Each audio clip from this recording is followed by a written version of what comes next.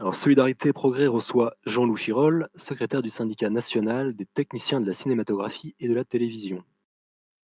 Bonjour Monsieur Chirol. Bonjour. Alors en fait, je suis un des secrétaires, hein. J'appartiens à la direction du syndicat, mais je suis un des secrétaires. Et D'accord. voilà.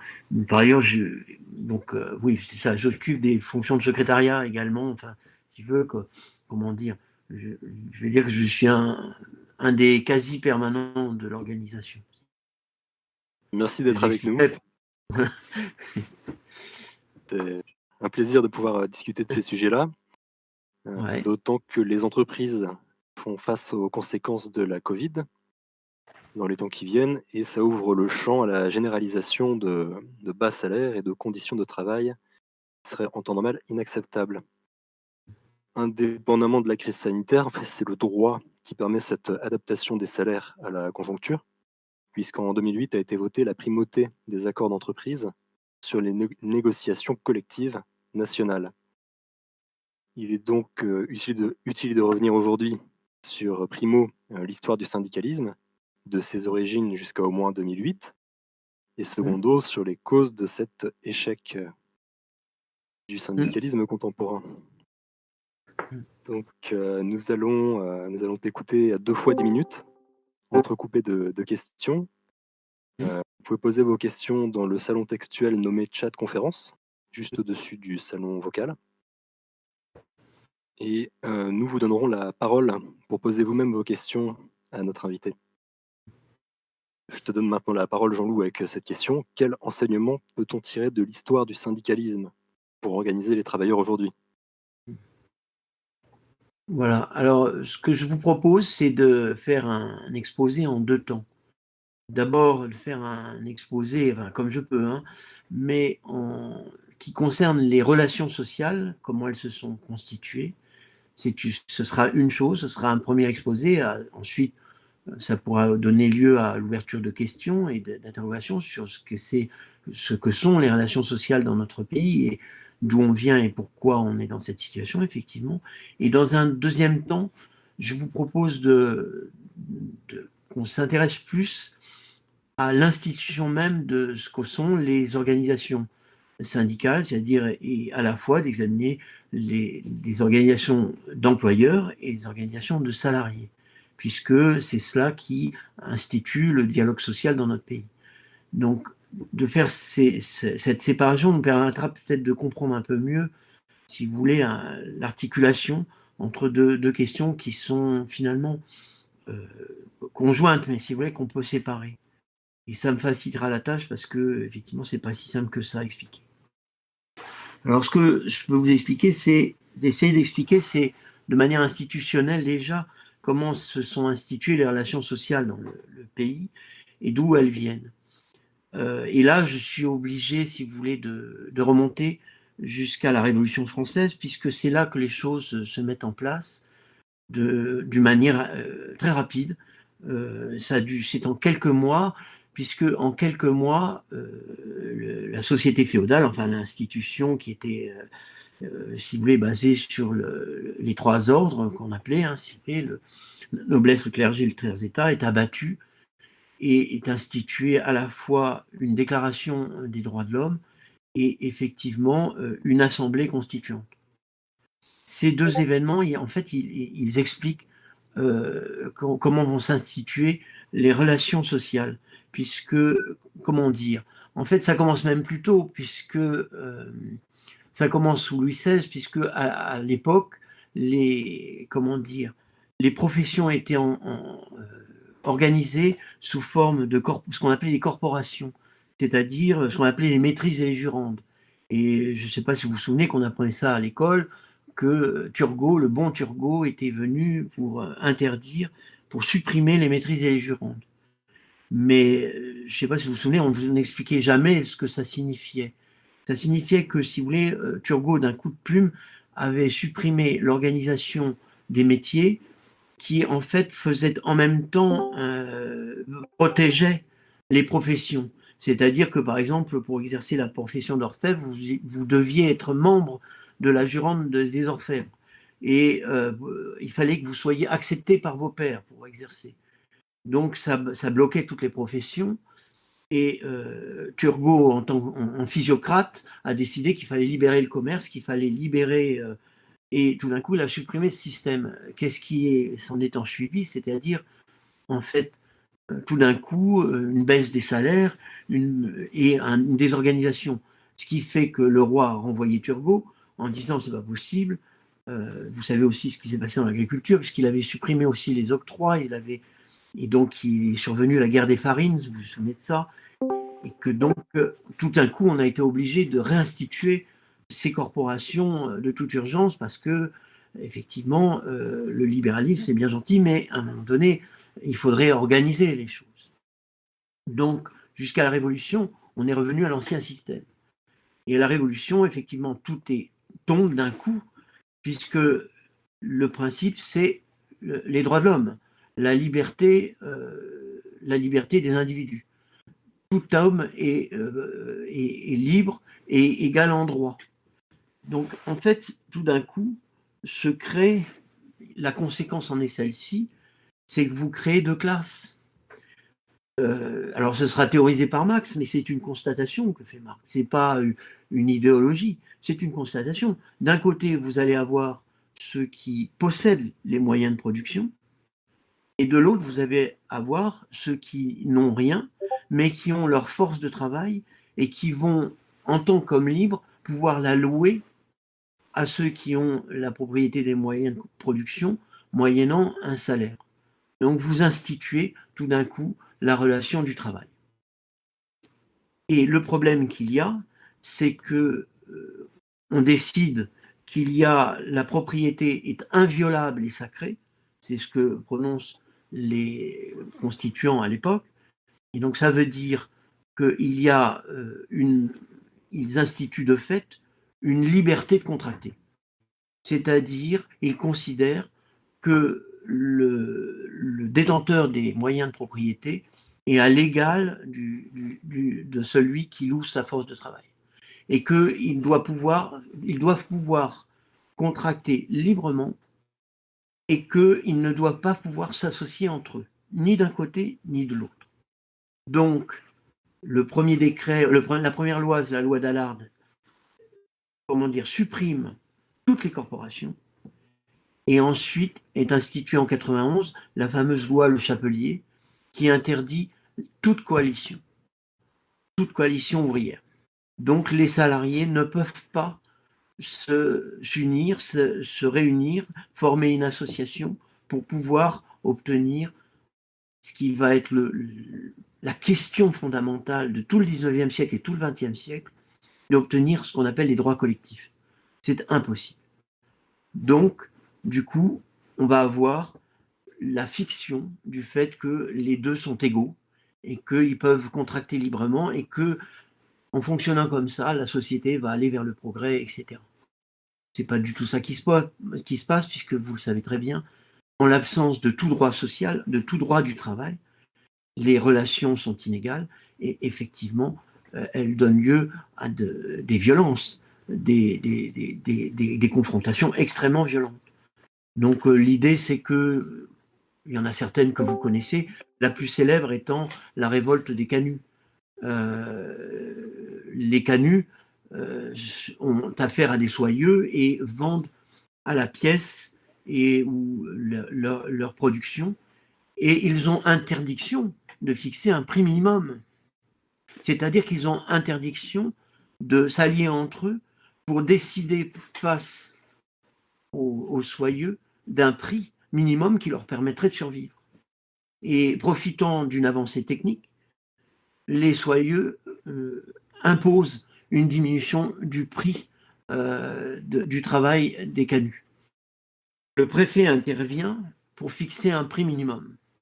Et là, le gouvernement de l'époque, qui est le gouvernement de la Restauration de Louis-Philippe, intervient et fait donner la troupe. Donc il y a des morts, il y a des etc. Et le ministre Casimir Périer, c'est très connu ça, fait cette déclaration: aux canuts, je leur conseille la patience et la résignation. Voilà. Donc la révolte est matée dans le sang et on supprime le prix minimum. Et les choses vont se dérouler tout le temps comme ça. C'est-à-dire que vous allez avoir des révoltes permanentes.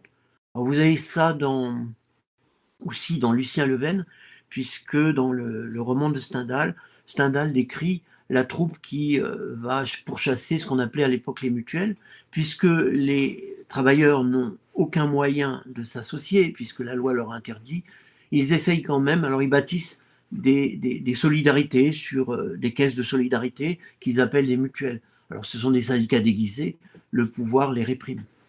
Et il faut attendre le gouvernement d'Émile Ollivier, c'est-à-dire sous l'Empire, pour que l'interdiction des coalitions soit levée, que les salariés obtiennent le droit de grève. Donc c'est sous l'Empire, ce qu'on appelle l'Empire libéral, puisque Napoléon a fait appel à un homme qui était réputé républicain et qui accepte de prendre le gouvernement. Alors il prend une décision malheureuse, puisque c'est lui qui, dit-il, accepte la guerre de 70 d'un cœur léger, et donc il est renversé avec l'Empire. Et la question sociale va traverser également toute la Troisième République, de façon aussi avec des soubresauts. Et j'avais envoyé une chose sur la fameuse histoire qui s'était passée à Fourmies, où on avait envoyé la troupe contre les mineurs, etc. Lors d'une manifestation où ils réclamaient la journée de 8 heures. On a envoyé la troupe et il y a eu des morts, une dizaine de morts. Et toute l'histoire est ponctuée de ça. Et au fur et à mesure, on obtient quand même des choses, c'est-à-dire l'interdiction du travail des enfants, le dimanche, la journée du dimanche. Tout ça, ça résulte le fait de confrontation. C'est-à-dire que les salariés n'obtiennent quelque chose que dans la lutte, ils ne peuvent obtenir autrement. Donc, si vous voulez, comment dire, au début du XXe siècle, on est dans cette situation de non-droit finalement, ou d'un droit très primitif, très fragmentaire. Si vous voulez, le Code du travail est réduit aux acquets, si vous voulez, à très peu de choses. Et puis vient le temps où la Troisième République permet les associations, c'est les fameuses lois Waldeck-Rousseau de 1904, etc. Et là, va pouvoir se constituer des organisations syndicales. Et là, on va passer à autre chose, c'est-à-dire qu'elles vont acquérir au fur et à mesure le pouvoir de négocier avec les organisations patronales un certain nombre d'accords qui améliorent la situation et qui améliorent la condition ouvrière, qui améliorent la condition des salariés en France. Donc, si vous voulez, je veux dire, l'idée, c'est pas de rentrer dans les détails. S'il y a des questions, je veux bien y répondre, mais c'est de vous faire un panorama parce que, comment dire, les grandes étapes, vous les connaissez d'une certaine manière. Les grandes étapes, par exemple, c'est à la fin de la guerre de 14, en 1918, une crise, parce que les crises vont se succéder, si vous voulez, dans le système qui est en place.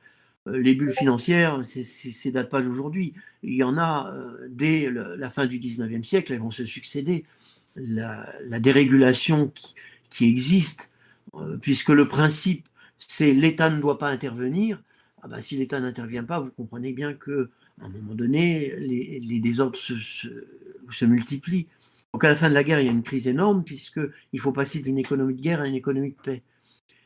À l'occasion de cette crise, il y a des mouvements sociaux très durs, qu'on a un petit peu oubliés, mais qui ont existé, des grèves, etc. Et les salariés obtiennent la journée de 8 heures. Et puis, si vous voulez, l'influence vient de l'étranger, puisque il y a eu en 1917 la révolution russe, donc elle a des répercussions en France, puisque les salariés, tout d'un coup, peuvent rêver d'une société où effectivement, tout d'un coup, il n'y aurait plus de patronat, les salariés pourraient prendre le pouvoir et décider d'eux-mêmes de leur destin. Et en fait, là encore, on se heurte à une opposition très forte de la part du patronat. Et si vous voulez, il faut attendre 1936 pour obtenir encore quelque chose à la faveur d'une grève qui se déclenche, vous savez, dans les usines ATCOR au moment où on s'y attendait le moins, pour cause de ce qu'on appelle un lockout, c'est-à-dire que tout d'un coup, la TECOR refusait de donner du travail aux ouvriers. Donc ils se mettent en grève et pour la première fois, ils font quelque chose qu'ils n'avaient jamais fait avant, ils occupent les usines. Donc pendant 15 jours, les patrons vont être absolument dans la peur, en se disant on est en train de perdre la situation en main. Si ça tournait comme en Union soviétique, qu'est-ce qu'on ferait? Enfin, il y a toutes ces craintes. Hein. Il faut se rendre compte des répercussions et de la situation internationale en même temps que la situation nationale. Et donc, ils font appel à Blum en lui disant réunissez tout de suite, réunissez-nous avec la CGT réunifiée et négocier avec eux parce qu'il faut que ça s'arrête. Donc, les accords de Matignon vont déterminer des augmentations de salaire qui ne sont pas négligeables parce qu'elles sont de 12% en moyenne et surtout, elles vont déterminer ce qu'on appelle disons la mise en place qui existait déjà, mais ça va être consolidé par ce qu'on appelle le processus d'extension des conventions collectives. En fait, les conventions collectives, c'est une façon d'améliorer dans chacune des branches économiques la situation des salariés. Donc, on accorde dans telle ou telle branche tel droit, on établit des grilles de salaire minima, etc. Et l'apport de 36 qui est fondamental, c'est ce qu'on appelle le processus d'extension. C'est-à-dire que l'État se donne le droit de rendre obligatoire à toute la branche les accords qui ont été conclus, qui sont applicables aux seuls signataires. Puisque quand je signe un accord avec les syndicats de salariés, le syndicat patronal n'engage que les entreprises qui sont membres de ce syndicat patronal. Le processus d'extension, c'est que vous les rendez applicables à toute la branche de façon obligatoire. Ça devient la loi de la branche. Donc ça, c'est ça l'apport fondamental, en plus des congés payés, en plus des droits sur les retraites que les salariés ont obtenus à ce moment-là, des droits, différents droits qu'ils obtiennent, mais ça, c'est un processus fondamental parce que les branches vont pouvoir s'organiser économiquement. L'idée, c'est que la convention collective ne va pas devenir simplement un acte social, mais elle devient un acte économique dans la mesure où c'est la seule façon pour les patrons de régler la concurrence qu'ils se font entre eux. Dans la mesure où les salaires qui sont fixés, il y a des salaires minima qui sont fixés, on ne peut pas aller en dessous. Donc toute la branche est forcée de construire économiquement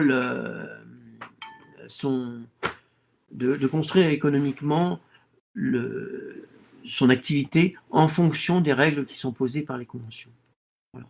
Je ne sais pas si c'est très clair, mais c'est ça l'apport fondamental. Alors ensuite, je passe sur la guerre, où pendant la guerre, on a un régime de type fasciste, et il faut bien le dire, parce que si vous voulez, on va voir apparaître la charte du travail qui, déjà la suppression des centrales syndicales, on les abolit, qu'elles soient patronales ou syndicales, et on essaye de reconstruire des corporations, comme sous l'Ancien Régime, et qu'on appelle des comités d'organisation, et dans lequel on rend indistinctes les organisations de salariés et les organisations patronales dans l'espoir... Attendez, je vais répondre et puis je reprends. Non. Allô? Oui, je suis occupé, je te rappelle, hein, plus tard. Ok, ouais. Donc, l'idée, c'est que,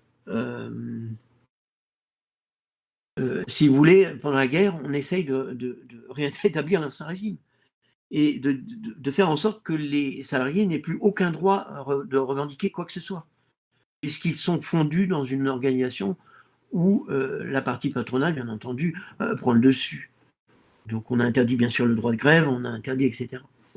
Et on se retrouve à la fin de la guerre où, comme vous le savez, le Conseil national de la résistance a élaboré un programme et dans lequel siègent la CGT et la CFTC, clandestine, et donc ils ont décidé d'un certain nombre d'améliorations sociales très importantes qui vont faire passer dans la loi, dont la sécurité sociale, le statut de la fonction publique, des retraites complémentaires, et puis l'assurance chômage viendra après, mais tout ça se met en place, si vous voulez. Et on en arrive comment dire, à la situation où on est, où effectivement ont été institués par ces différentes secousses différents droits. J'oublie pas non plus les accords de Grenelle, puisqu'effectivement, à nouveau, il y a une grève générale dans toute la France, toutes les branches d'activité, et donc on se retrouve en 1968 où Pompidou, à nouveau, fait appel tout de suite aux organisations syndicales et aux organisations patronales et de salariés, et dit il ne faut pas mégoter, et donc comme il ne faut pas mégoter, on accorde le délégué syndical, c'est-à-dire pour la première fois, un syndicat de branche peut nommer dans les entreprises un représentant, et qui est un salarié protégé, c'est-à-dire que le patron ne peut pas le virer. On n'imagine pas le changement que ça a été pour la vie des entreprises. Et différentes améliorations sur lesquelles je passe. Hein. Voilà. Donc, on arrive à la situation actuelle où, effectivement, ce qu'on constate aujourd'hui, c'est quoi? C'est une remise en cause de tout ce qui a été acquis et en 36 et en 68, etc., qui est le droit pour les salariés de s'associer et d'obtenir des garanties collectives. C'est ça qui est le plus important. Ils ont la capacité, au travers de leurs organisations syndicales, de légiférer et d'obtenir des garanties collectives. Alors, j'ai entendu que c'était en 2008 qu'il y avait eu un basculement. Non, ça s'est passé avec la loi travail et surtout avec les ordonnances Macron, où tout d'un coup, ce qu'on appelle le principe de faveur a été abattu, sauf pour les montants de salaire. Il faut que je vous explique, c'est que le droit s'est construit sur une idée simple, c'est qu'à la base, vous avez le code du travail, donc le SMIC, et un certain nombre d'avantages, c'est-à-dire par exemple les heures supplémentaires, elles sont à 25 et à 50, et des choses comme ça, donc ça c'est le code du travail. Le 1er mai, par exemple, est payé à 100%, etc. Ça c'est le code du travail.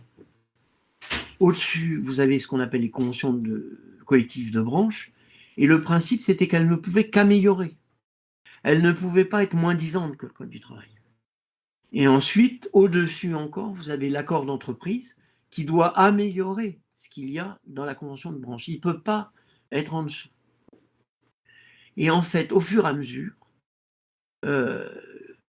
on a enfoncé des coins successifs dans cette hiérarchie, ce qu'on appelait la hiérarchie des normes.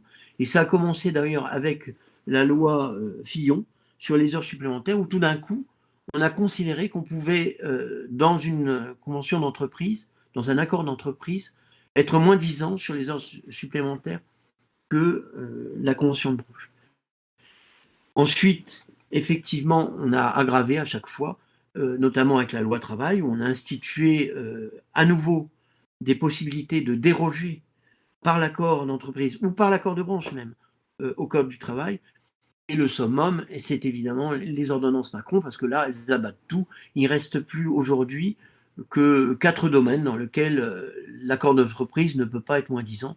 Tous les autres, l'accord d'entreprise peut faire voler en éclats les accords de branche.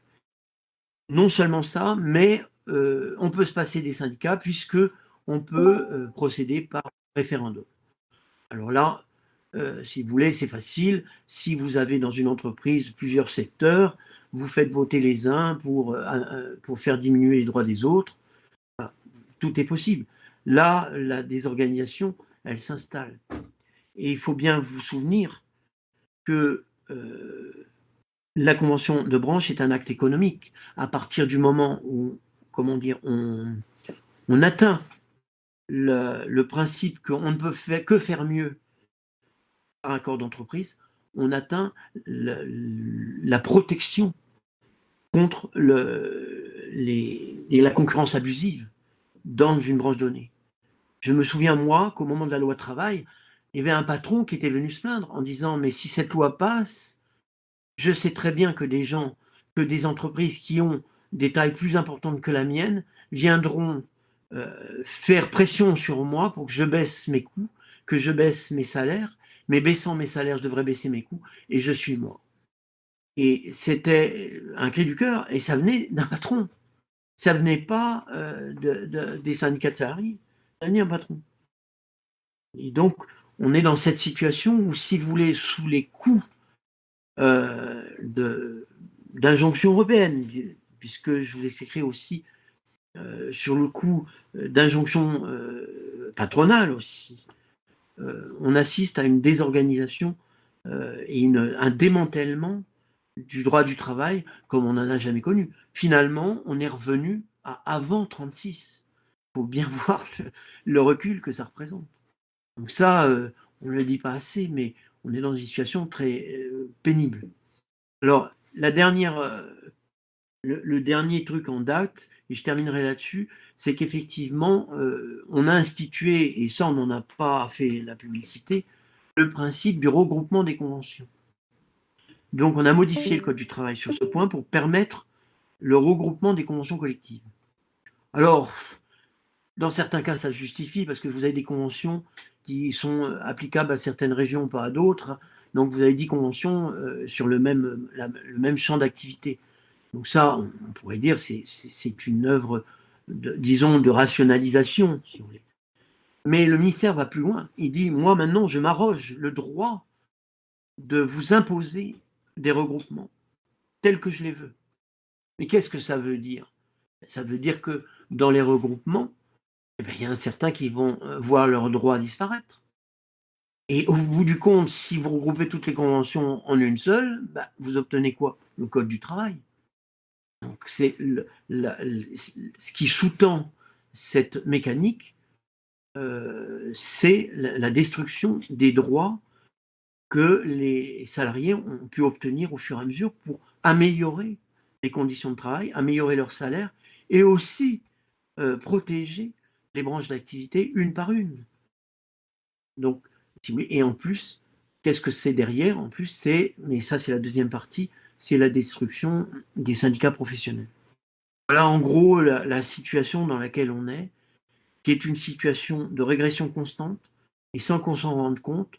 Et à un moment donné, bah, si vous voulez, on pourrait se retrouver comme en Grèce, où tout d'un coup, la Troïka est venue dire il n'y a plus de convention collective. Là, c'était d'un coup. Et comment dire, Tsipras les avait rétablis et le gouvernement Mitsotakis les a à nouveau annulés. Donc vous voyez, si vous voulez, le droit du travail, c'est quelque chose qui se protège et qui nécessite un engagement de chacun parce que c'est pas éternel, c'est pas quelque chose qui ne peut pas être mis en cause. Merci, il y a pas mal de questions. Je vais proposer aux uns et aux autres de poser leurs questions. Euh, alors, Princeps, je te rétablis ton micro si tu veux intervenir.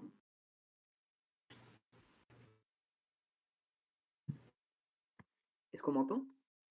Oui, C'est-à-dire que je lis les questions que j'ai posées? Parce que c'était juste. Oui. ouais, tu peux D'accord, ok. intervenir avec le sujet que tu veux amener. Ah d'accord. Donc merci de cette présentation. J'avais deux questions principales, l'une portant sur le début de la présentation et l'autre portant sur la fin. Donc le début de la présentation, c'était l'émergence du libéralisme et son installation d'une espèce d'individualisme dans l'activité économique et que ça a imposé une forme d'interdiction d'association des travailleurs. Et je me demandais si, par cohérence idéologique, ils interdisaient aussi l'association des capitalistes ou est-ce que, Oui. et donc la question qui suivait, c'était est-ce que les institutions qui ont été installées par la révolution bourgeoise défendaient implicitement les intérêts de classe des capitalistes? Je voulais juste clarifier ce point-là. Donc ça, c'est la première question. Et la deuxième question, ça touchait à la fin de votre intervention sur, on va dire, les dernières phases du capitalisme, parce que j'avais le sentiment que beaucoup des conquêtes sociales qui avaient été faites par le syndicalisme rentraient dans un cadre national. Surtout quand on pense aux travailleurs et l'activité économique que ces travailleurs effectuaient, souvent cette activité était, on va dire, concentrée et même délimitée dans un cadre national. Or, au jour d'aujourd'hui, il y a une mondialisation qui est actée, qui est nourrie par un impérialisme atlantiste et ça a éclaté l'activité économique à travers le globe avec, les chaînes de valeur globale, comme on l'appelle et je me demandais s'il y avait, une réflexion sur comment actualiser nos stratégies de défense, donc de nous travailleurs, à la lumière de cette nouvelle réalité de l'économie mondialisée. Donc voilà, c'est les deux questions que j'avais. Merci encore d'intervention. Pour la première question, si vous voulez, c'est très facile. Oui, les coalitions, c'est toutes les coalitions. Donc les employeurs ne pouvaient pas s'allier, ne pouvaient pas créer des associations d'employeurs. Ça n'existait pas. Mais de fait, si vous voulez, ils s'entendent. Et puis c'est eux qui ont le pouvoir. L'idée que le salarié et son employeur seraient égaux, c'est une fiction. C'est évidemment une fiction. Donc c'était une manière pour comment dire, la révolution d'instituer le fait que, bien sûr, le dernier mot reviendrait de toute façon aux propriétaires des moyens de production. Et c'est ce qui s'est passé. Et donc, comment on pourrait dire, il y a quelque chose que je voulais dire aussi là-dessus, c'est qu'effectivement, le principe qui avait été émis, il y a la célèbre phrase du Girondin Roland qui vient dire la seule chose que peut faire le gouvernement en matière économique, c'est de dire qu'il n'interviendra jamais. Alors, c'était un principe, mais en fait, il intervenait. Mais il intervenait toujours dans le même sens et au service des mêmes. En se disant, bah, vous savez, les salariés, bon, vous savez, le problème là qui s'était posé à la Révolution, c'était le maximum. Les salariés réclamaient un maximum des prix pour pouvoir simplement acheter du pain. Et toute l'histoire nous dit que c'est au moment où le pays va très mal qu'on fait appel à Robespierre pour l'instituer, parce que là, le pays va tellement mal et les armées étrangères sont sur le sol de la France, il faut bien faire quelque chose. Alors là, ils sont obligés d'instituer le maximum des prix, et de faire baisser les prix du pain pour que les gens puissent l'acheter. Tout simplement, la misère est telle. Et si vous voulez, ils reprendront le pouvoir en instituant quoi? Le maximum des salaires. Voilà. C'est la Convention qui institue ce maximum des salaires et qui supprime les deux, donc ce qui crée une inflation énorme et puis, comme vous le savez, une banqueroute. Voilà. Mais ça, c'est l'histoire économique que vous connaissez. Pour la deuxième question, je sais pas trop, je sais moins y répondre parce que, effectivement, si vous voulez, ce qu'on s'aperçoit, c'est que l'Europe s'est bâtie sur quoi? Sur un socle social très minime, et qu'elle réserve à chaque État le soin de régler ses questions sociales. Et donc, si vous voulez, à la limite, là encore, il y a quelque chose qui se passe, c'est que les effets de la mondialisation, ben, vous les connaissez, la mondialisation financière, c'est qu'effectivement, il y a une pression énorme qui est faite sur les salaires d'un pays à l'autre. Et donc, la question est comment on régule cela? Il y a une régulation économique. Le problème, c'est qu'il faudrait que les syndicats de salariés soient en mesure de l'imposer. Mais sont-ils en mesure de l'imposer? On ne croit pas. Mais ça, peut-être, effectivement, c'est une question économique qu'on peut poser aussi.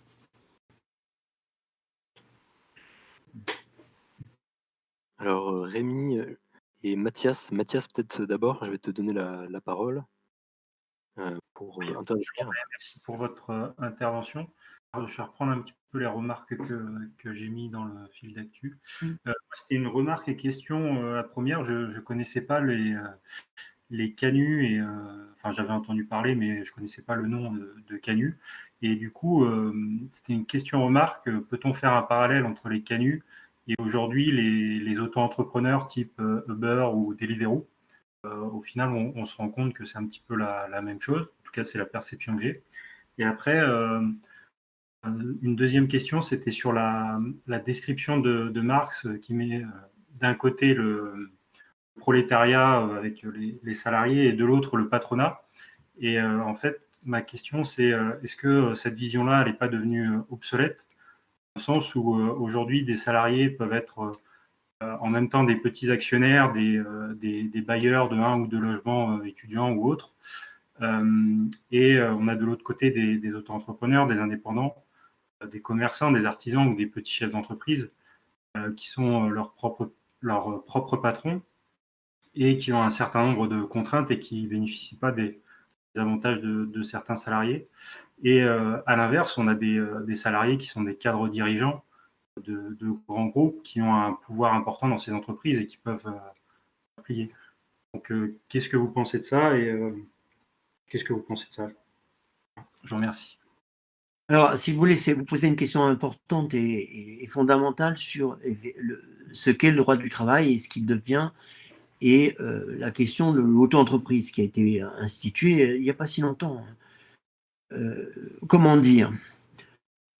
C'est quoi la relation du travail? C'est une relation inégale et c'est reconnue comme telle par le Code du travail. Finalement, qui décide de qualifier une relation du travail? C'est le juge en dernier ressort. C'est pas vous qui le ferez. C'est-à-dire, comment on la qualifie, la relation de travail? Simplement, à un moment donné, je vous dis, écoutez, vous êtes là à 6 heures, puis là, vous balayez la cour, et puis là, vous allez réparer le machin, et puis vous faites ceci, puis vous faites cela, etc. Ça caractérise ce qu'on appelle le lien de subordination, et ça caractérise donc la relation de travail, c'est-à-dire le contrat de travail. C'est-à-dire que le contrat de travail n'a pas besoin d'être écrit. Il suffit qu'un inspecteur du travail qui pose des questions à l'employeur, au salarié, on dit ça se passe comment? Il me demande de venir à 6 heures, puis il me demande de faire ci, de faire ça. Ça, c'est du travail. Donc ça rentre dans le code du travail. Donc ça rentre dans l'application des conventions collectives. Ah bon, vous avez dit que c'est pas ça? Attendez. Ah non, mais il est indépendant. C'est un faux indépendant. Donc moi, je requalifie la relation en relation de travail et je vous condamne pour travail dissimulé. Alors il faut savoir qu'en France, le travail dissimulé, c'est un délit et que les peines qu'affiche le code pénal sont lourdes. C'est 3 ans de prison, 50 000 euros d'amende si vous êtes une société. C'est pas rien. Donc, si vous voulez, on a ce verrou. Et le problème, c'est par rapport à l'Europe, c'est-à-dire que quand on va en Europe, les choses ne sont pas forcément dans chaque pays appréhendées de cette façon. La seule chose qu'on sait, c'est que c'est la question du travailleur indépendant qui est posée. Qu'est-ce que c'est qu'un travailleur indépendant? C'est quelqu'un qui n'est pas sous lien de subordination. Et donc, c'est bien la question qui se pose à Uber, où il y a des jugements contradictoires d'ailleurs, parce que j'ai vu un jugement qui est un peu embêtant. Uber, à un moment donné que vous collectez, vous dit vous allez là, vous prenez le monsieur là et vous l'amenez là. Et puis si vous ne le faites pas bien, vous êtes sanctionné. Ça caractérise une relation de travail. Et c'est très important. Pourquoi? Parce que la relation de travail, ça veut dire des droits. Ça veut dire des droits de cotisation retraite, des droits de cotisation chômage, des droits concernant la maladie, etc. Et surtout, la régulation de la concurrence que constitue le SMIC et les conventions collectives, avec des grilles de salaire et des conditions de travail. Si vous sortez de là, vous tombez dans quoi? Dans le code du commerce. Et le code du commerce, qu'est-ce qu'il dit? Concurrence libre et non faussée, concurrence. Donc vous ne pouvez pas fixer de prix minimum. Vous ne pouvez pas, si vous voulez, vous coaliser. Là, on va vous dire que c'est, comment dire, on appelle ça, c'est aussi, ça tombe sous le coup de la loi. C'est des ententes illicites. Vous retombez dans un système où effectivement, comme vous dites, on retombe comme on était avant.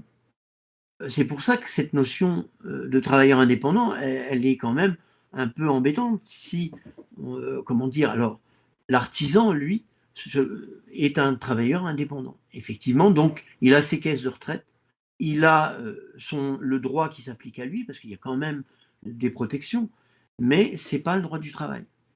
C'est autre chose. Les choses sont claires à ce niveau. Le problème, c'est que moi, j'ai assisté à des choses.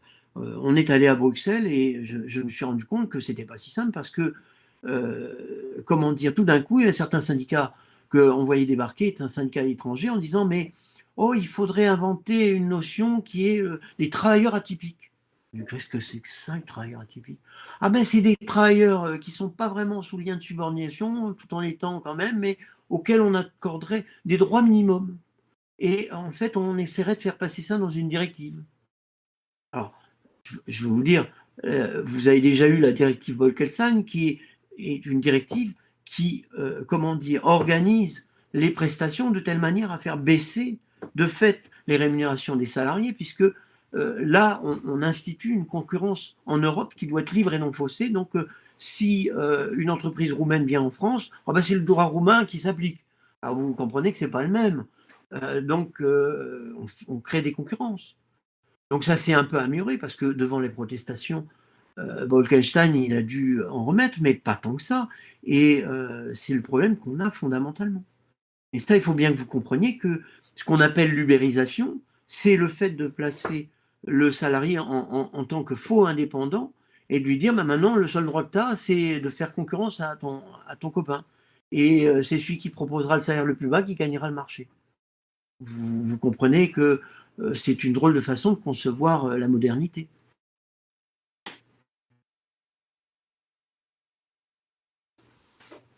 Alors, Rémi posait une question, puisque cette première partie de l'exposé concerne les aspects historiques. Et lui a introduit la question de la charte d'Amiens, qui différencie syndicats et partis politiques. Donc, il pose la question de comment on en est arrivé là et pourquoi cette différence, qu'est-ce qui nécessite cette différence? Parce que, après tout, le combat syndical aboutit forcément à la politique, non? Oui, c'est vrai. Et c'est une particularité de la France, puisque dans d'autres pays, les choses ne sont pas produites comme ça.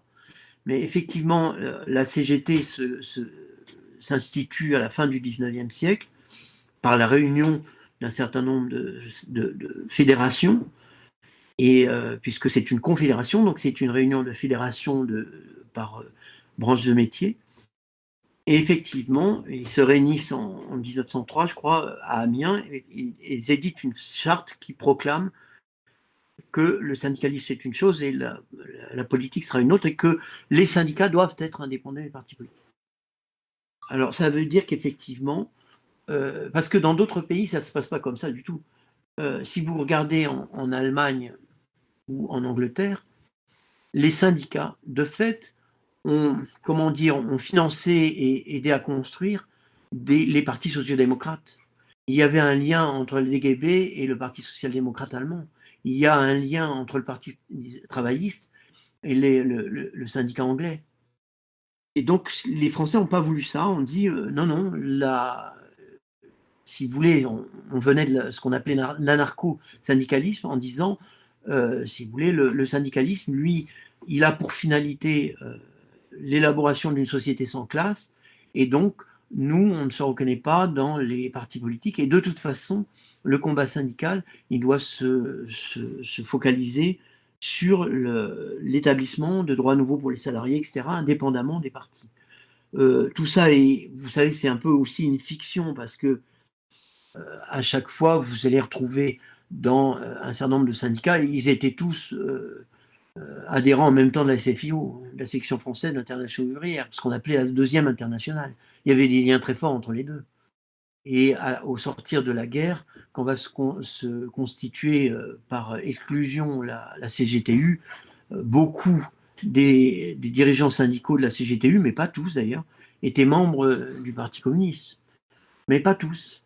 Alors effectivement, si vous voulez, à un moment donné, il y a un lien qui s'établit entre les deux, c'est-à-dire que la revendication syndicale, si elle doit passer dans la loi, elle devient une revendication politique. Ça, c'est évident. Et elle doit se traduire par la loi. Donc c'est le parti politique qui fait élire des députés qui font passer les lois. Mais on considère en France que la notion de revendication, de pouvoir poser des revendications, appartient au syndicat. Il ne doit pas appartenir au parti politique. Voilà. Alors, justement, moi j'avais une question prolonge celle de Rémi sur la séparation entre syndicats et politique. Alors, il faut juste que je la retrouve.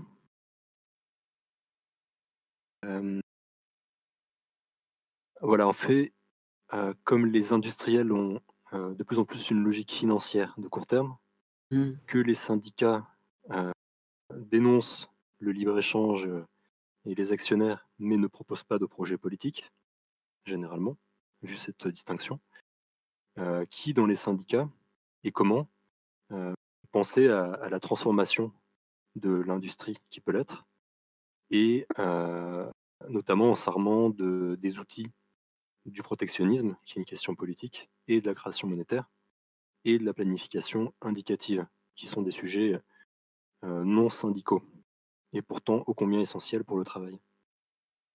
En fait, si tu veux, à la limite, c'est quand même des sujets syndicaux. C'est des sujets politiques et des sujets syndicaux en même temps. Si tu veux, dans l'organisation syndicale, elle se place dans la défense des intérêts des salariés. Et les intérêts des salariés, c'est pas seulement les salaires, c'est aussi l'emploi.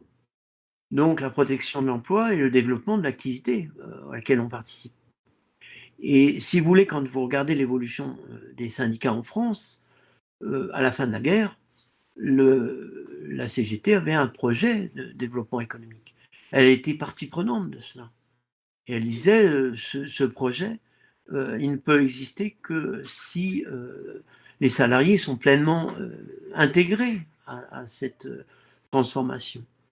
Bon, il se trouve qu'aujourd'hui, quand vous regardez, vous dites effectivement, vous êtes très interrogatif sur un certain nombre de prises de position, parce que vous dites qu'il devrait, comment dire, intervenir en disant sur des sujets qui sont ceux de l'Europe, finalement, parce que le problème, c'est la concurrence libre et non faussée, ça c'est une chose, mais si vous voulez, quand on a face aux relations inter-européennes, dès lors qu'il y a justement de la concurrence faussée, comment se fait-il qu'il y a si peu d'intervention?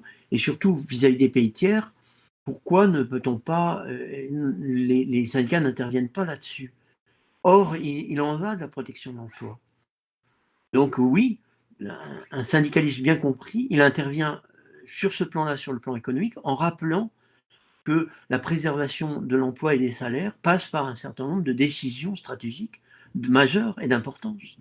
Et ça, normalement, le syndicat devrait être porteur de ça en permanence, puisque c'est le sujet majeur de la défense des intérêts des salariés. Alors, si vous voulez, nous, moi, je peux vous le dire, dans notre organisation, on considère que l'emploi, c'est encore plus important que les salaires, la préservation de l'emploi.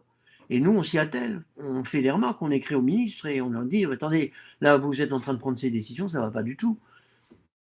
Et parce que notre emploi est en danger. Alors moi, je suis dans un secteur où, effectivement, dès 48, on a été en danger parce que, effectivement, le gouvernement allait signer avec Blum des accords complètement désastreux. Et là, les syndicats, je veux dire, notre syndicat s'est élevé contre ces accords et a obtenu un système de régulation qui était de fait une forme de protectionnisme, il ne faut pas s'en cacher. Et que moi j'ai connu pendant 30 ans, même y compris des syndicalistes américains qui venaient nous voir en disant ah bon, c'est comme ça, etc. Fort eux de la puissance de leur syndicat, puisque eux, ils ont un immeuble à Broadway, nous, c'est pas ça. Donc non, c'est un sujet majeur qui devrait être pris en charge par les organisations syndicales, puisque c'est un enjeu stratégique qui est valable qui conditionne l'emploi.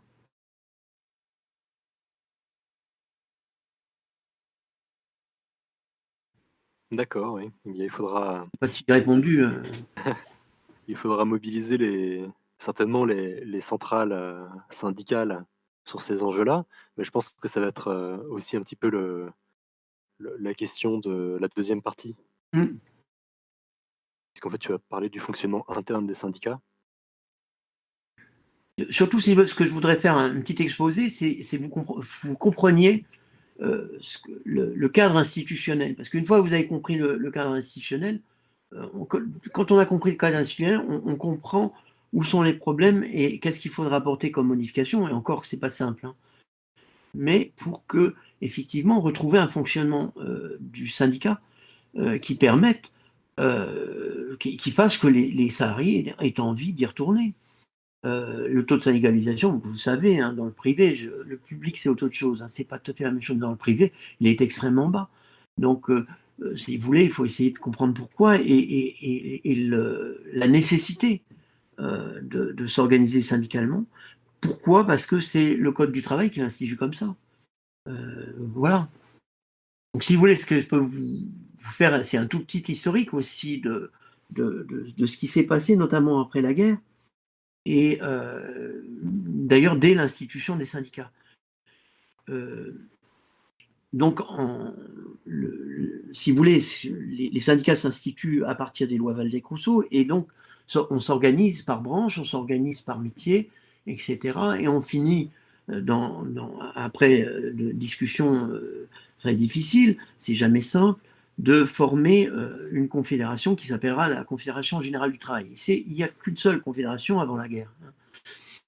Le problème, si vous voulez, et c'est le problème général du syndicalisme, c'est que comment dire, le syndicat, il représente des gens qui sont en position basse par rapport à des syndicats patronaux qui, eux, sont en position haute. C'est-à-dire que qui a l'argent? Les syndicats patronaux. Qui est soumis à, comment dire, à l'engagement, c'est les salariés. Il faut qu'ils se fassent engager, etc. Ils sont en position basse. Donc, l'idée, c'est que la partie patronale, elle n'a pas intérêt à ce que le syndicat soit trop puissant, donc on va faire en sorte d'introduire des divisions. Et comme ça, je vais répondre à la question qui avait été posée. Je n'ai pas répondu à cette partie. La personne qui avait dit, mais vous comprenez, il y a des cadres dirigeants qui touchent beaucoup et qui effectivement, etc. Effectivement, c'est ce qui va se passer dès le début. C'est que le patronat, comment il fait face à des coalitions de salariés, des salariés qui s'organisent dans une organisation, qui est leur propriété? Il va essayer d'introduire des coins, des divisions. Donc, il va accorder plus à certains. Et donc, il va créer ce qu'on appelait l'aristocratie. Et donc, c'est des gens avec qui je vais m'entendre. Et très vite, vous avez entendu parler de ça, c'est ce qu'on appelait les syndicats jaunes, c'est-à-dire le syndicat du patron. Alors, le syndicat, il fait son syndicat, puis il le dirige, de fait. Et donc, là, il crée un trouble, et il crée une difficulté aux organisations syndicales. Comment on fait avec ça? Parce que je vous cache pas, dès que vous êtes un syndicat revendicatif, je peux vous dire en face, c'est permanent, c'est quotidien. Ils vont chercher le moyen de vous contourner, de vous éliminer, de faire en sorte que, de vous faire passer l'envie de réclamer. Attendez, eux, ils protègent. Oui, comment dire, pourquoi il y a conflit? Parce que d'un côté, il y a mon salaire, et puis de l'autre, il y a mes marges. Si ça part dans les salaires, ça part pas dans les marges. Donc il y a un conflit et il faut le résoudre. Alors on le résout par une négociation, par un accord. Le problème, c'est que moi, je vais essayer de le résoudre à mon profit, donc je vais essayer d'introduire, la division. Et effectivement, très, très vite, on cherche à introduire des divisions. Et on aboutit à, à ce que la CGT va faire quelque chose qui est terrible. dont je ne sais pas si vous avez entendu parler, c'est que en 1914, Jaurès bat la campagne, part en Hollande, part en Allemagne, pour, si vous voulez, tenter de faire en sorte que les syndicats allemands, les syndicats de tous les pays refusent la guerre de 14. Il dit ça va être une boucherie, il faut absolument interdire ça, et ce qui doit compter, c'est l'internationale ouvrière, c'est la puissance du syndicat, et on doit pouvoir empêcher la guerre. Eh bien, Jaurès est assassiné, comme vous le savez, et sur sa tombe, Léon Jouot, le secrétaire général de la CGT, qu'est-ce qu'il fait? Il prononce un discours que personne n'a oublié en disant « Nous acceptons la guerre, et la guerre est juste parce que c'est une guerre de civilisation, les Allemands sont très méchants, etc. » Je résume, mais il faut le lire, ce qu'il a écrit. Et donc, quelque part, c'est un abandon. Et les syndicalistes de la CGT vont se dire « Mais je ne comprends pas. » Finalement, au bout de la 3e année de guerre, quand on a vu la boucherie que c'était, il y a un certain nombre de gens qui se sont posés des questions, puisque suite à les discours de Jouot, tout le monde accepte la guerre. On accepte ce qu'on appelle comment on a appelé ça, l'union sacrée. L'union sacrée, ça veut dire que patron et ouvrier unis mais pour faire la guerre. Attendez, il y a quand même des gens qui se sont posés la question. Donc, on sait maintenant que Jouot avait des attaches avec les grandes confédérations patronales. Et que c'est de C, parce que maintenant c'est dans les archives, c'est ouvert, donc on le sait ça. Donc qu'est-ce qui se passe à la fin de la guerre? Eh bien, quand les syndicats se battent pour obtenir la journée de 8 heures, il y a un moment donné, il y a une frange qui dit mais c'est pas possible, nous, on ne peut pas accepter ce syndicalisme qui accepte des compromis, de tels compromis avec la partie patronale. Et c'est là qu'on va assister à l'exclusion de la partie revendicative de la CGT, qui va fonder ce qu'on appelait la CGTU, la CGT unitaire. Donc d'un côté, vous aurez les confédérés, qui sont gentils, plus gentils, et puis de l'autre, les revendicatifs, qui seront les syndicats unitaires de la CGT.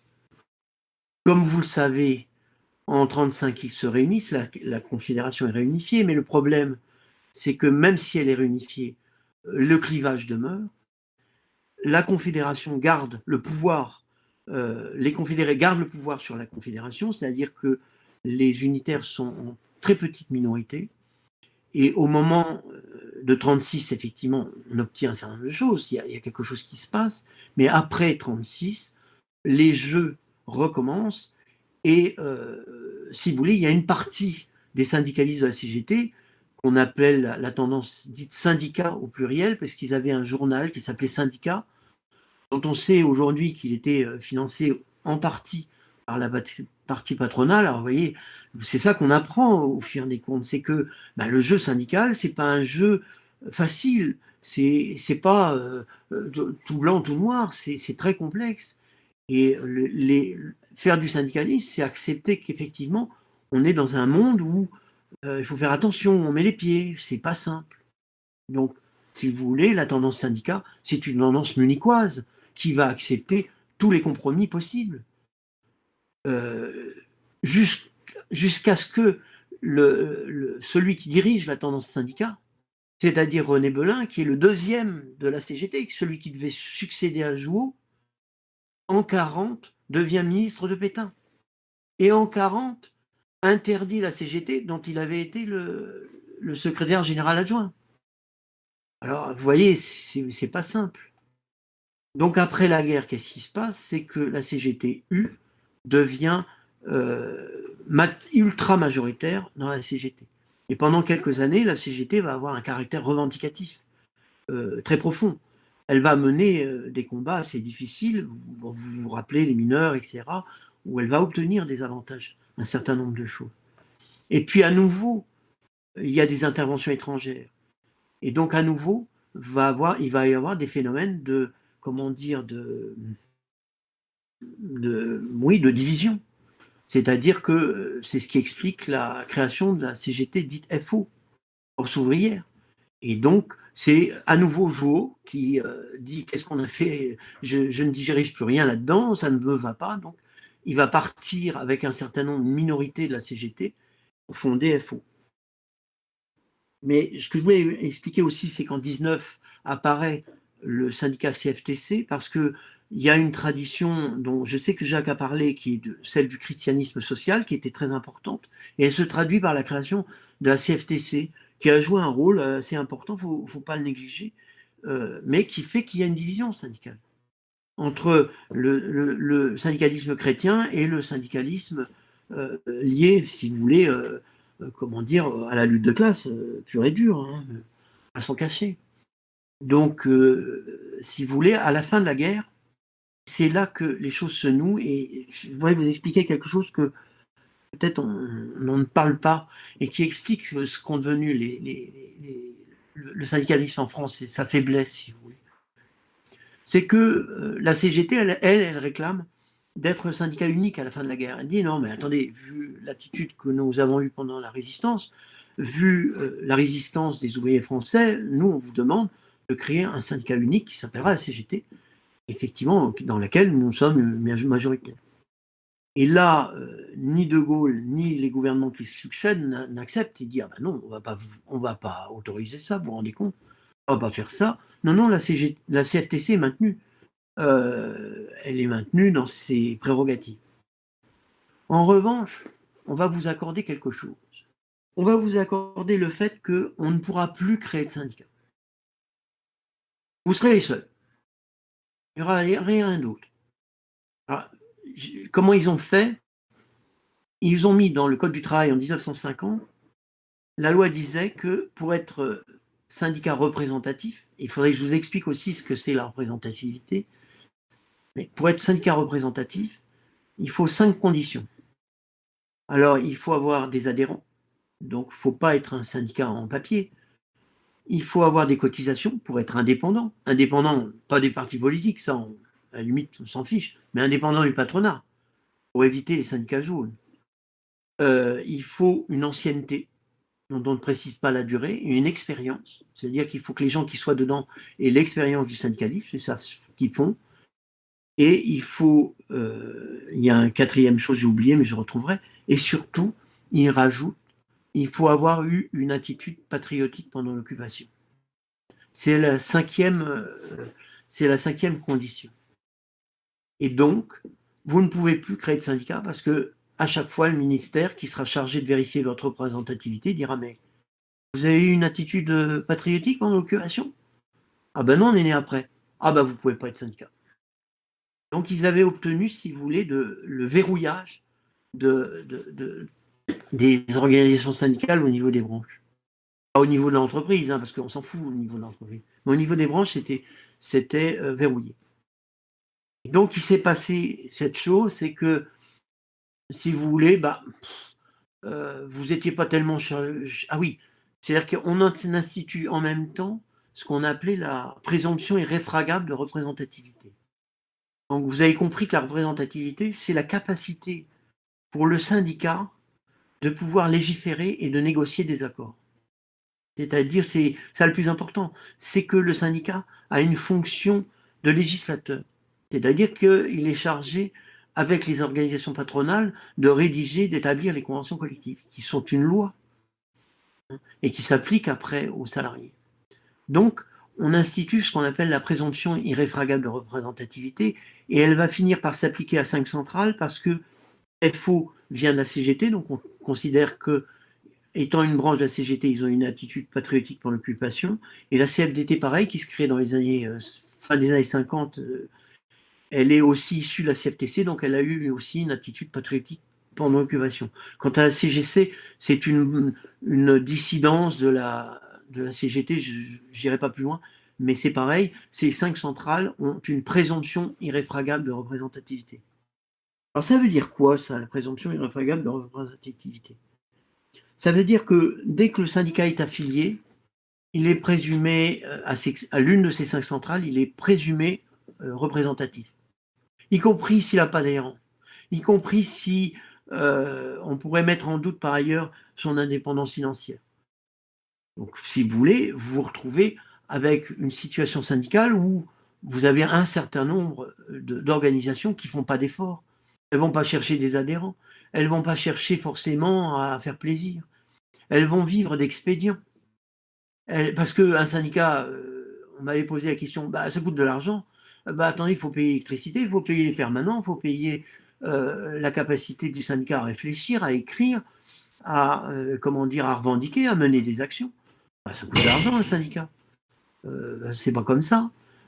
Un syndicat sans permanent, il vivote parce que les gens travaillent, ils ont des choses à faire, et puis s'intéresser à la complexité des lois, la complexité de la négociation, non, il faut de l'argent. Donc on vit d'expédients. Alors je vous passerai sur les expédients, vous les connaissez, parce que en fait ils siègent dans différentes instances, et au titre du siège de ces différentes instances, c'est connu, ils avaient ils pouvaient détacher des salariés, qu'on détachait de telle ou telle organisation. Ils participaient à la formation professionnelle, alors on pouvait s'arranger de ci, de ça, et puis participer à l'UNEDIC, donc voilà.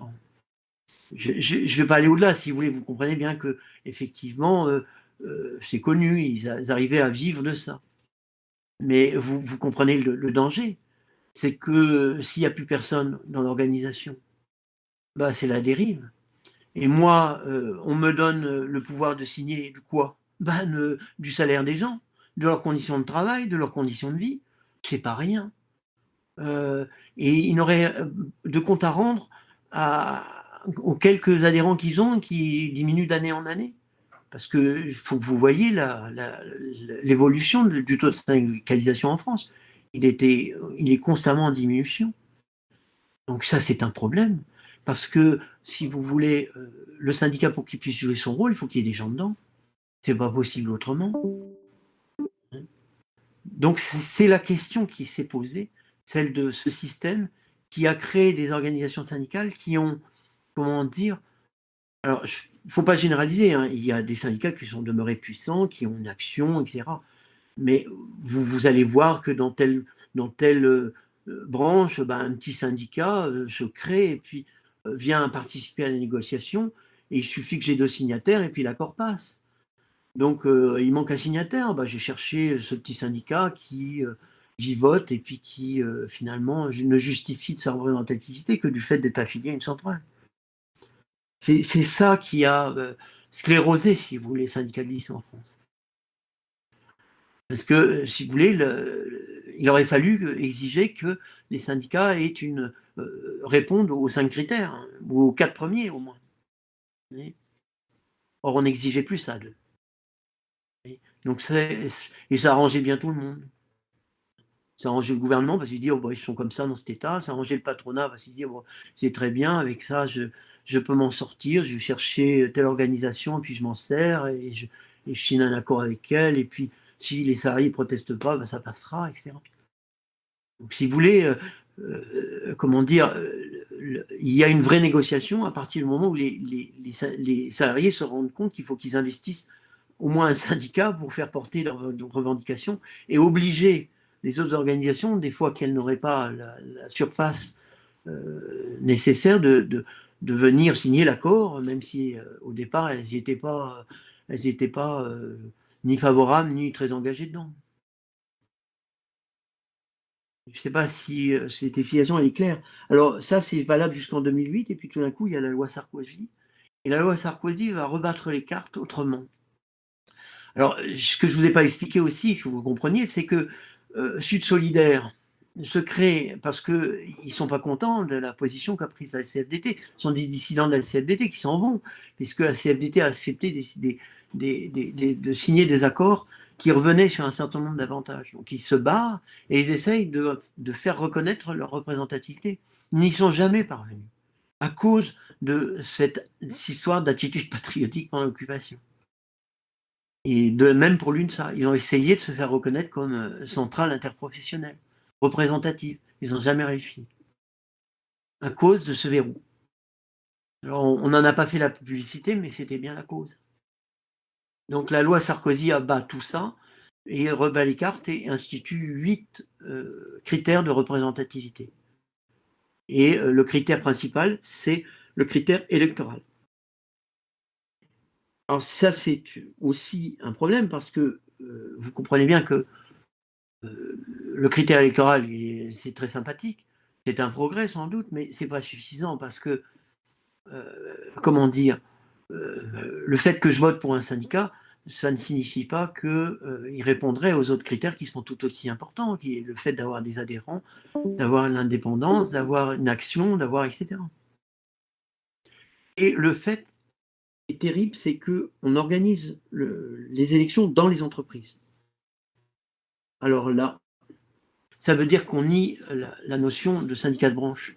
C'est-à-dire que le syndicat de branche, il ne verra reconnaître sa représentativité qu'à condition d'avoir une représentation dans les entreprises. Et de fait, sans le dire, ils ont retiré l'avantage qui avait été accordé en 68 du syndicat de branche de pouvoir nommer un délégué syndical.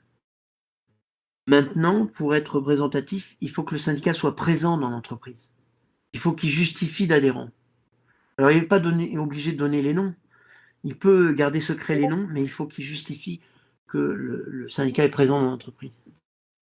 Ce n'est pas une amélioration. Parce que, si vous voulez, on se retrouve avec le danger que le patron vienne dire tiens, tu te présentes, il va avoir un cadre supérieur, comme vous avez dit, parce qu'effectivement, il y a toujours ce problème. Le cadre supérieur, il peut avoir des sollicitations, il est bien sûr salarié, donc il est du côté de l'organisation syndicale, mais enfin, lui, effectivement, il peut recevoir des pressions autres et puis changer d'avis sur un certain nombre de points. Et là, tout d'un coup, le danger que nous, on a vu très vite, c'est que le retour des syndicats jaunes, c'est-à-dire le syndicat créé par le patron, exprès, tout exprès, pour pouvoir répondre à des critères électoraux. Donc c'est le danger. Maintenant, effectivement, ça a rebattu les cartes parce que la CGT qui avait signé un accord qui permettait l'institution de ce système, on voit maintenant le danger, c'est que la CFDT monte, parce que dans les entreprises, le patron favorisera plutôt la constitution de sections CFDT que des sections CGT qui sont réputées plus revendicatives. Et donc, ils en payent le prix parce que, effectivement, d'année en année, ils diminuent. Pas parce que la CFDT sera un syndicat super puissant avec beaucoup d'adhérents ou plus d'adhérents qu'avant. Non, simplement à cause du critère électoral. Si vous voulez, tout ça crée quelque chose qui est, comment dire, la fusion des conventions collectives, le fait même que, comment dire, on reconnaisse d'abord le syndicat au niveau de l'entreprise, fait que on affaiblit les syndicats professionnels et on affaiblit les fédérations. Mais c'est peut-être le but, c'était peut-être le but de cette loi, non dit. Donc on est dans une situation où, si vous voulez, vous avez d'un côté les confédérations, et puis d'autres, les syndicats professionnels qui sont placés dans une situation à la fois de dépendance des confédérations, et je vais vous expliquer pourquoi, et à la fois qui sont diminués par le fait qu'on veut regrouper les conventions collectives, et à la fois diminués par le fait qu'effectivement leur existence tient à un critère électoral qui n'est pas forcément adapté, parce qu'on aurait pu inventer un système où le critère électoral est un critère de branche.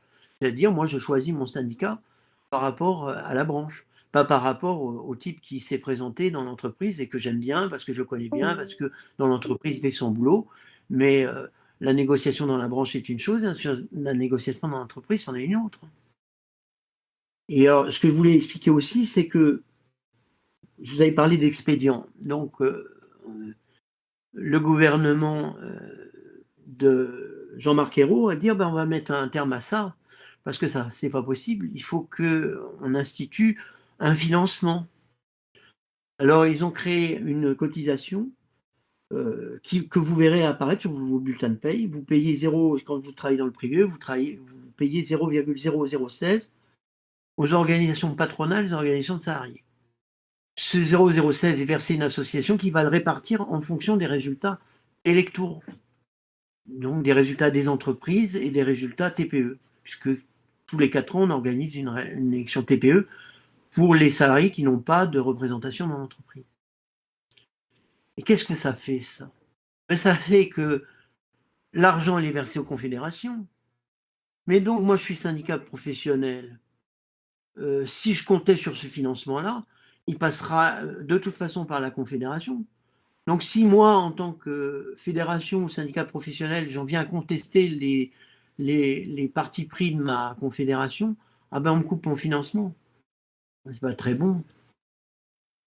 Et à l'intérieur des syndicats, ils ont fait la même chose. C'est-à-dire qu'ils ont inventé un système où quand vous vous syndiquez, vous versez, pas tous, pas tous les syndicats, mais certaines centrales ont fait ça. Vous versez l'argent à la confédération qui le reversera aux syndicats.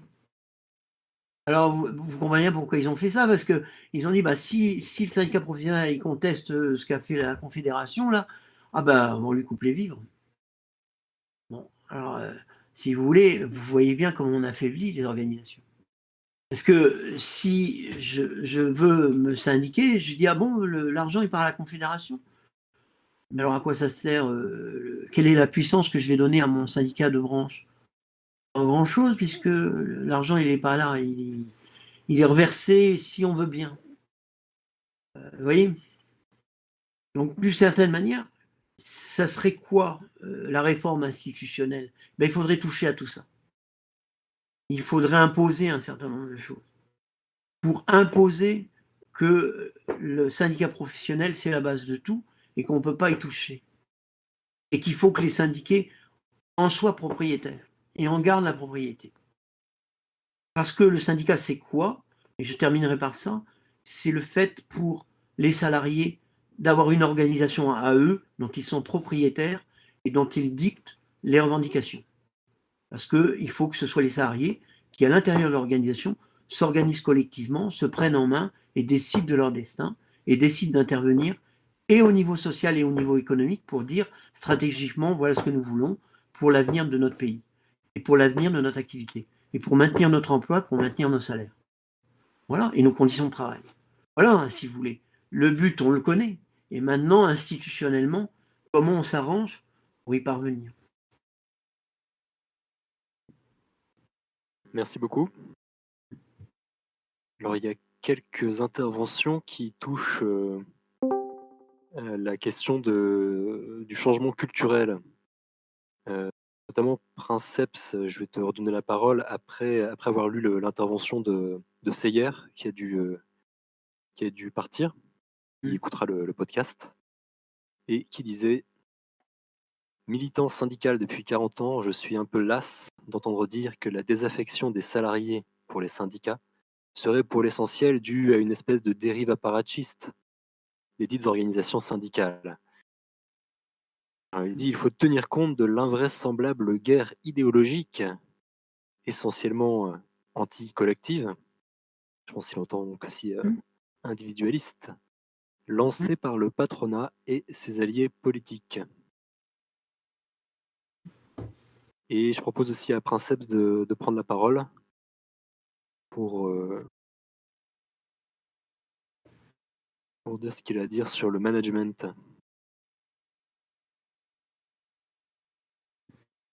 Ah, je peux plus utiliser mon micro, d'accord, excuse-moi. Donc du coup, Princeps disait donc que le management imposé sur les employés par les cadres formés dans les écoles de commerce, formés à l'idéologie néolibérale, et aussi voilà un nouvel élément dans le rapport de force entre syndicats et instances dirigeantes de l'entreprise. Donc voilà la question culturelle. Et les élections prud'homales, donc pour les litiges, ont été supprimées, si je ne m'abuse, en 2017, au prétexte, et probablement vrai, qu'il y avait trop peu de votants à ces élections. Et donc ma question est aussi rejoint la question culturelle. Quelle est la cause du peu de mobilisation des gens pour ces échéances électorales? Moi, je donne tout à fait raison à ce que dit Princeps, si tu veux, c'est totalement vrai. C'est qu'effectivement, l'environnement, on ne peut pas l'abstraire.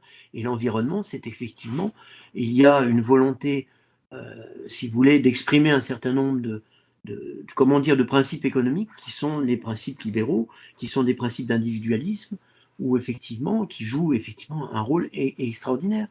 Mais ce que je voulais souligner quand même, c'est qu'effectivement, comment dire, les institutions telles qu'elles ont été fondées par le Code du travail, modifiées par le Code du travail, elles ont tendance à appuyer ça, à aller dans le même sens. Donc on se retrouve finalement avec des institutions qui ont du mal à fonctionner parce qu'elles fonctionnent dans un environnement qui est très défavorable et qui, comment dire, et qui affronte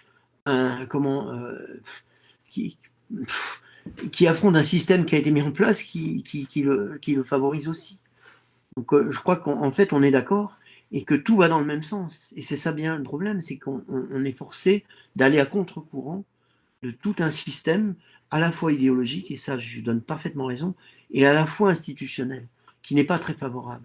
Parce qu'effectivement, les gens qui ont voté la loi Sarkozy ont réfléchi longtemps. Alors ils ne savaient pas exactement ce qui allait en résulter, mais ils savaient quand même où ils mettaient les pieds, ce qu'ils voulaient et ce qu'ils ne voulaient pas.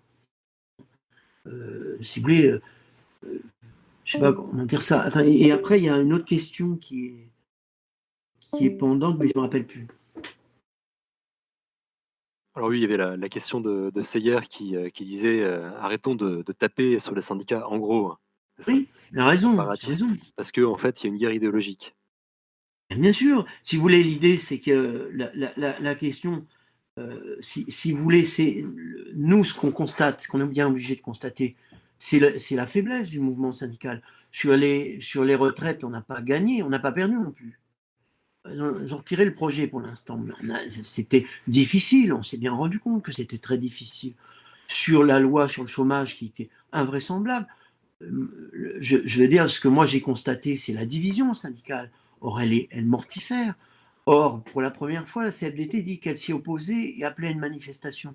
Le problème, c'est que les manifestations étaient appelées en ordre dispersé. Donc, il y a bien un problème si vous voulez, de volonté, si vous voulez, à tous les niveaux, d'obtenir une union et d'obtenir, si vous voulez, au même plan que le plan politique, si vous voulez, il y a quand même un parallèle qu'on peut faire. On voit bien que c'est pas facile, la situation actuelle, parce qu'on est face à des divisions à la fois idéologiques, et là je rejoins Séguer, je suis d'accord avec lui, et puis à la fois institutionnellement des difficultés institutionnelles, parce que les institutions telles qu'elles ont été mises en place ont du mal à, comment dire, à rouler. Elles sont face à la désaffection, mais la désaffection, elle est du fait qu'effectivement, aussi, on se dit, mais à quoi ça sert? Pourquoi je vais là-dedans? Puisque j'arrive rien à obtenir. C'est un cercle infernal, il faut le briser. Hein. Il faut que les gens se rendent compte que même si, à un instant T, on n'obtient pas ce qu'on veut, l'opiniâtreté, la détermination, le calme et la détermination sont des éléments essentiels. Essentiels. Mais ça, je veux dire que c'est ce qu'on vit à Solidarité et Progrès. Nous ne sommes pas nombreux, mais nous sommes actifs, déterminés, et on arrive au fur et à mesure à faire passer un certain nombre de choses. Il ne faut pas croire que ce qu'on fait, même dans des circonstances qui semblent défavorables, n'aura pas un effet et ne se débouchera pas sur quelque chose. Il faut toujours se souvenir de 36. Ça a été une heureuse surprise. Les gens ne s'attendaient pas du tout à ça. Et tout d'un coup, il y a eu une fraternisation invraisemblable, et tout d'un coup, des portes se sont ouvertes, et on a pu reculer la guerre d'un certain nombre d'années. Ça n'a pas été jusqu'au bout, mais quand on constate les progrès qu'on a pu faire, il faut désespérer de rien. Il faut au contraire être motivé pour poursuivre le combat, on va dire, pour une société plus juste, pour une société plus fraternelle, et puis pour le progrès. Et le progrès, c'est pas seulement le progrès technique, c'est aussi le progrès de notre réflexion et le progrès de notre vie. Voilà, c'est tout.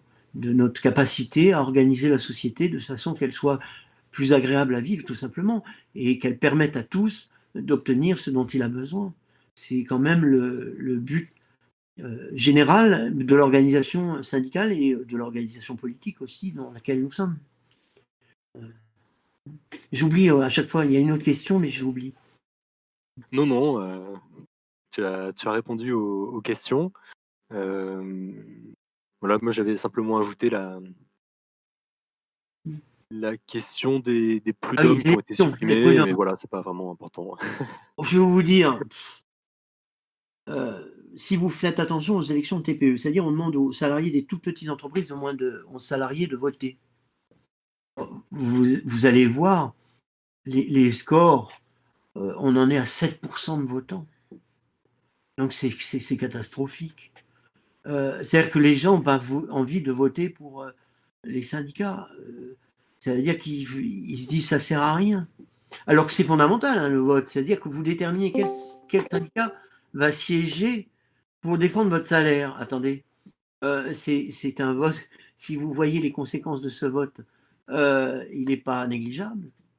Je peux vous dire, moi, j'allais voir les gens, j'ai dit, si selon le vote que vous allez faire, tel accord va passer ou pas. Hein.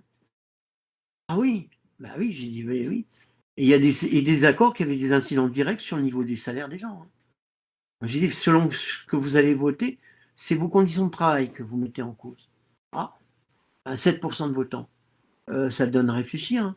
Donc, c'est pas à cause du fait qu'il n'y avait pas beaucoup de votants, les élections prud'homales, c'est qu'on s'est dit, puisqu'il y a une mesure de la représentativité, puisqu'avant il n'y en avait pas, hein, il y a maintenant une mesure de la représentativité, suivant le nombre de voix, vous avez 20%, 25% de représentativité, on vous attribue un chiffre, eh bien on va désigner les conseillers prud'homaux en fonction de cette représentativité.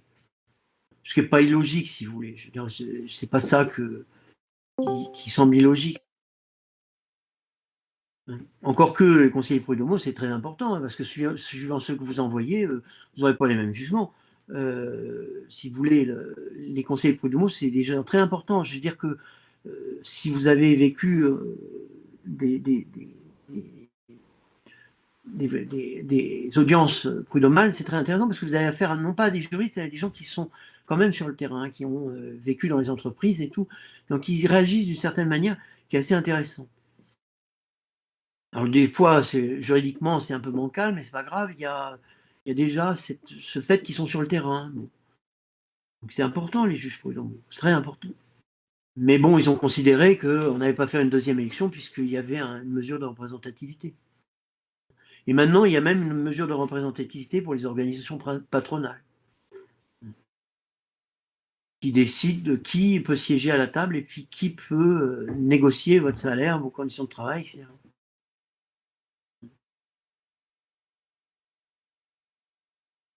Alors, pour conclure, je pense sur les armes qui peuvent donner à espérer et que les syndicats, les militants syndicalistes politiques ont toujours dans leur besace pour distribuer et inspirer et mobiliser les gens. Parmi les choses qu'on a évoquées, il y en a une qui me semble intéressante, je voudrais ton avis, et c'est celle en fait de la participation qui a été rejetée par les syndicats, ce que j'ai compris. Quel avenir pour ça? Qu'en penses-tu? Alors l'idée, c'est la participation, c'était une idée qu'avait émise De Gaulle après les événements 68, enfin qu'il avait essayé de faire passer parce qu'effectivement il était conscient, il s'était rendu compte que comment dire, il y avait une nécessité de faire participer les salariés à la vie de l'entreprise, de faire mieux participer les salariés à la vie de l'entreprise.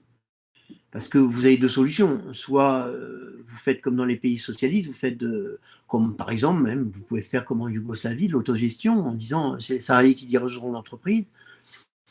Ou alors vous décidez qu'effectivement vous organisez l'entreprise autrement. Je passe sur le fait que, alors pourquoi les centrales syndicales ont rejeté la participation? Parce que eux l'ont pris dans le sens de participation au capital. Et là ils ont dit très naturellement, mais c'est de la collaboration de classe. Parce que vous nous faites siéger des deux côtés de la table, mais attendez, nous on a un problème là. C'est que celui qui est à côté de nous et qui est le patron va dire, mais attendez, vous n'avez pas augmenté les salaires, vous n'avez qu'à augmenter le capital. Oui, mais enfin, si j'augmente le capital du patron. J'augmente le rendement du patron. Alors il va me dire, oui, mais vous augmentez votre rendement aussi parce que vous voyez, vous participez à l'entreprise. Bon, et c'est infernal. En réalité, ça n'a pas de sens, puisque la question est celle de la rémunération du travail. Donc, il n'y a pas à en faire un capital. Vous pouvez faire de l'intéressement, sachant que l'intéressement, il a un défaut, c'est que derrière, vous n'avez pas de cotisation sociale sur l'intéressement. Donc, vous n'améliorez pas votre retraite, vous n'améliorez pas votre assurance chômage, etc.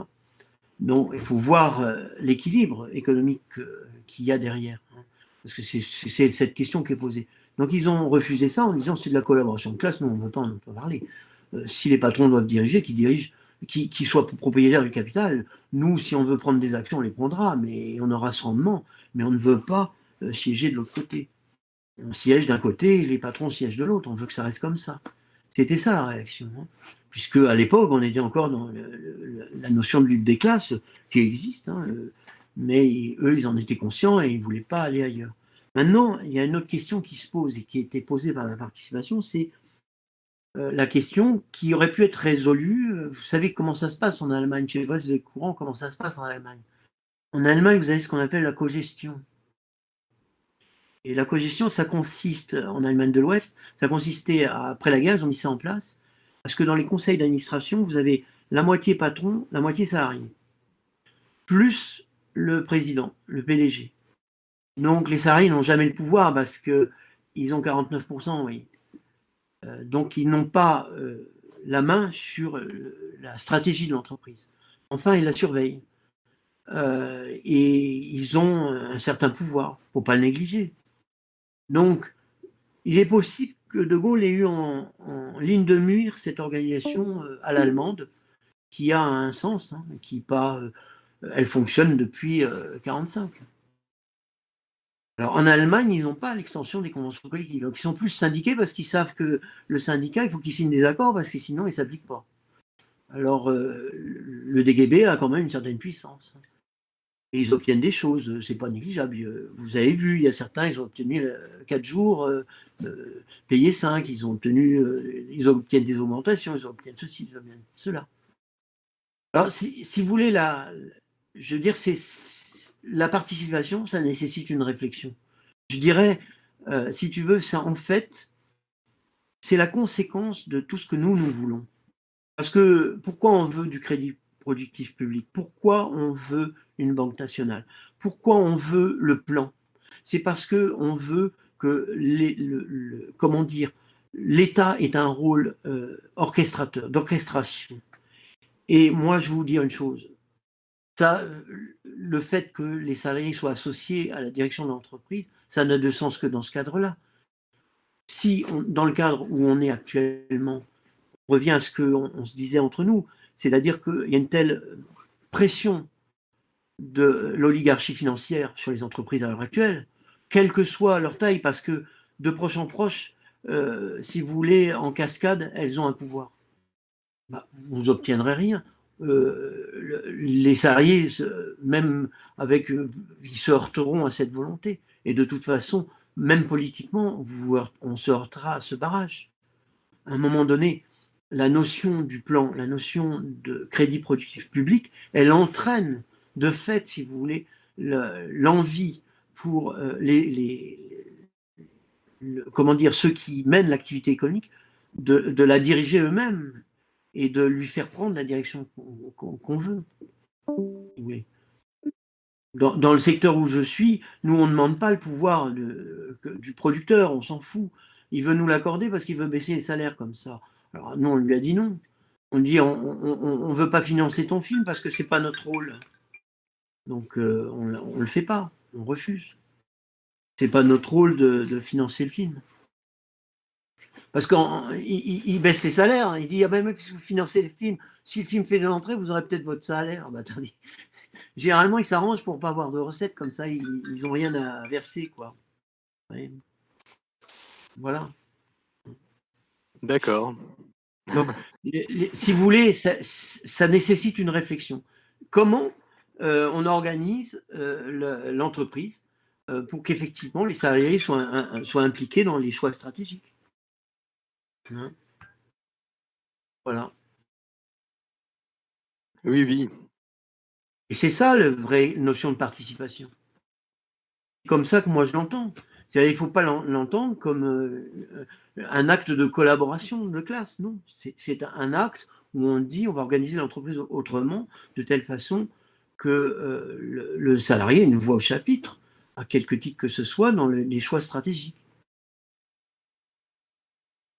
Parce que ça évitera bien des malheurs. Vous comprenez, quand un fonds de pension américain prend le pouvoir dans l'entreprise parce qu'il a majorité d'actions et qui siège au conseil d'administration, vous croyez que ça l'intéresse, lui, ce que va devenir l'entreprise? Pas du tout. Il est là pour faire du rendement à 2 chiffres. Il va faire son rendement à 2 chiffres et puis après il va se barrer une fois que l'entreprise sera par terre. Et c'est ça qu'il faut éviter. Mais vous comprenez bien que s'il n'y a pas la notion de crédit productif, que si on ne barre pas ces mécanismes de financiarisation, on n'y arrivera pas, c'est pas possible. Là, la dimension politique, elle est primordiale.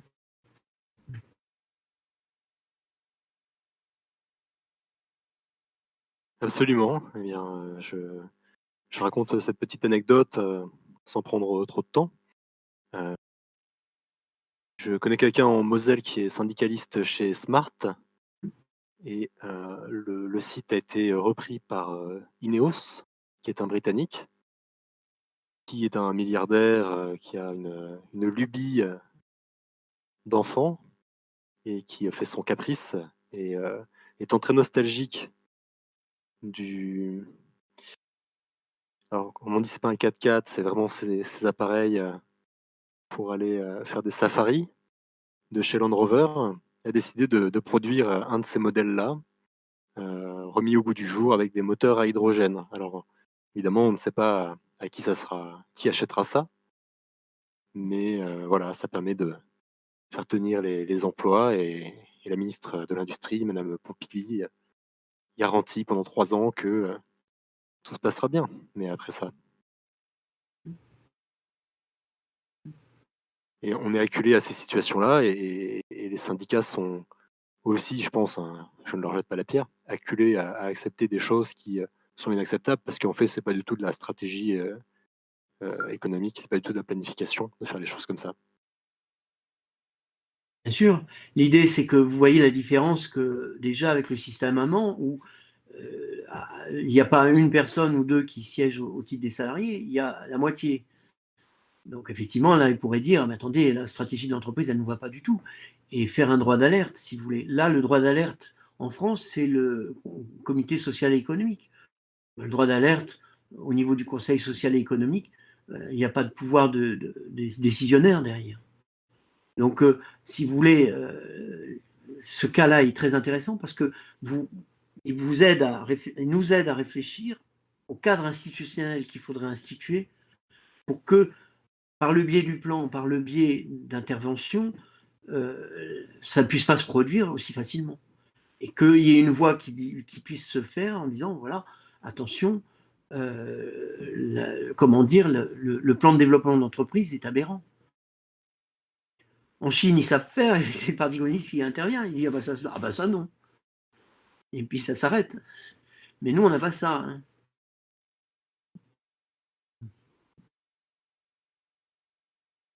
Jean-Loup, je te propose de prononcer le mot de la fin. Écoutez, je ne sais pas, l'idée c'est que... Qu'est-ce que tu veux dire aux gens par rapport au syndicalisme, à leur relation au travail? L'idée c'est que maintenant on a quelques clés pour avancer et que l'idée c'est pas de rejeter les syndicats parce que l'organisation syndicale c'est ce qui est fondé par le Code du travail, c'est ce qui existe institutionnellement, on n'a pas d'autre chose. On est obligé d'être syndiqué pour faire valoir ses droits, pour faire valoir son droit à la parole et son droit d'exprimer, si vous voulez, sa volonté, comment dire, économique et sociale par rapport à son travail. Donc, il faut en prendre conscience et dire que c'est pas en désinvestissant les syndicats qu'on s'en sort. Au contraire, c'est en les investissant, mais en ayant une réflexion globale et en se disant peut-être les choses prennent du temps, mais au final, on arrivera à nos fins. Au final, on arrivera à faire bouger les choses parce que la situation, on est face à une situation qui est où on a des gens qui font de l'autodestruction. À un moment donné, ça ne peut pas durer. À un moment donné, il y aura un sursaut, lequel, en tout cas, nous, on est à l'avant-garde, on sait ce qu'il faut faire, on a les outils pour le faire, et il concerne l'ensemble des institutions de la République. Et il faut qu'on puisse être acteur de notre propre destin et de notre propre futur. Voilà. Je crois que je ne peux pas conclure autrement. Hein. Merci beaucoup pour ton intervention et ton temps sur notre serveur. Et je propose à ceux qui veulent rester de passer dans le salon vocal 1 où voilà, on pourra continuer à discuter, voilà, refaire la conférence. Merci beaucoup Jean-Loup Chirol.